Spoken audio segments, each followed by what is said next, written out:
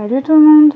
La bioluminescence est magnifique à voir la nuit, avec des paysages d'une beauté inimaginable. Les lumières sont dues à des animaux marins. Il existe un lagon unique au monde à Porto Rico, qui est rempli de petits planctons microscopiques. Et oui, tu l'auras compris, aujourd'hui on va parler d'un petit animal qui habite dans les mers et les océans. On l'appelle le plancton. La lumière qu'il crée est 1500 fois plus grande que sa taille. Le plancton est parfois visible à l'œil nu et d'autres fois invisible pour l'œil humain. Il faudra alors utiliser un microscope. Grâce au microscope, tu pourras le regarder bouger et vivre. Le plancton représente 95% de la matière marine. Ça fait beaucoup, pas vrai? Il existe deux catégories de plancton. Le plancton végétal, qu'on appelle le phytoplancton, et qui se nourrit de phosphore.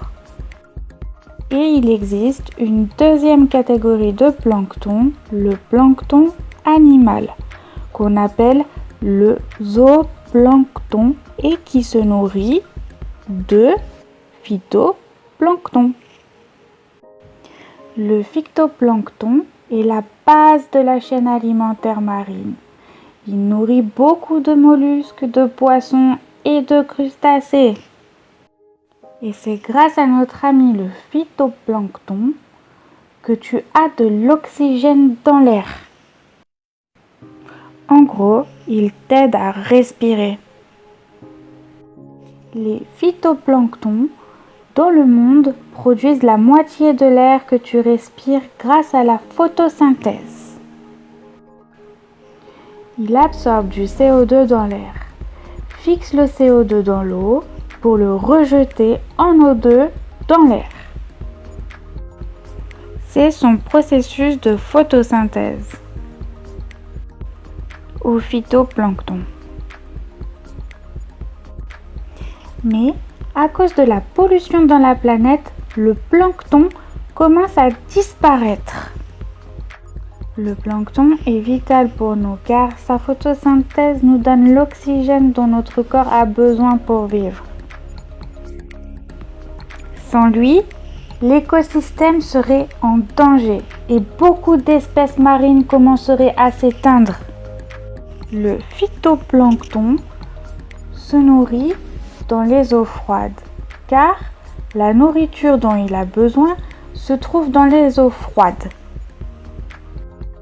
Le phytoplancton n'aime pas les eaux chaudes,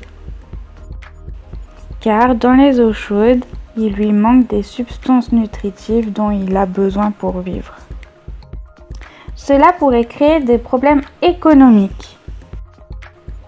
Oui, si le phytoplancton meurt, les animaux marins et les zooplanctons n'auraient plus de quoi se nourrir.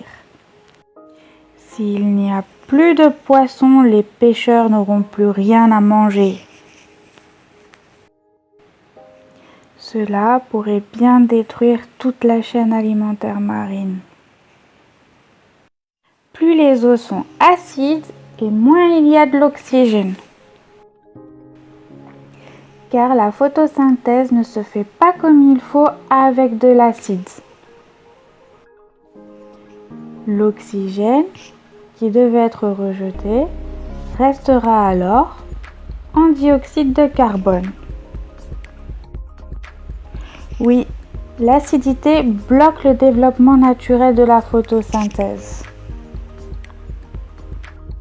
La bioluminescence est magnifique à voir, avec des paysages d'une beauté. Mais il faut quand même faire attention, car la bioluminescence peut être aussi très toxique. Aux États-Unis, dans la baie de San Diego, il existe des algues rouges très toxiques. Si toxiques qu'elles arrivent à tuer les poissons qui se trouvent dans leur eau. Elles peuvent rendre malade un humain aussi. Au départ, les eaux sont bleues, mais avec les tempêtes ou les catastrophes naturelles, l'eau change de couleur et devient alors rouge et très toxique. À Vadao aux Maldives,